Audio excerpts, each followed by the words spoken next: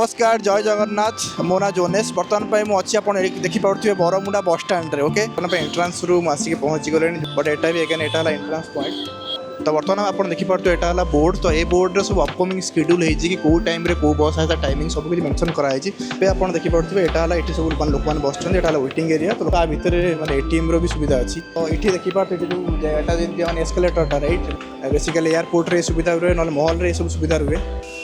तो ये आपड़ सब देखिपारे कि कौ बस कौ टाइम जाऊँगी कौ नंबर यूज कर सब जिन टोटाल आपने तार टोटाल इटनेरी आप देखिपारे शक्ति मैंने आम ओडार महिला मान द्वारा ये गोटे मैंने से निजे करूँ तो या भितर जा देखा कौन है देखो बस स्टाण्ड खाଇବା सब आलिया मिलिया था बट इठिकार माहौल जना पड़े it's very neat and clean and very hygienic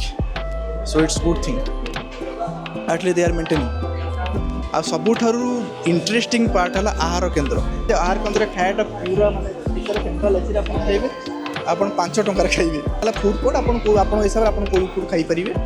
एटा आप कंप्लीट डिपेंड कर तो ये आप देखिपे एटा जो आमर माने पूरा किड्स एरिया जो मैंने किड मैंने खेलिए कारण बाबा साहेब आंबेडकर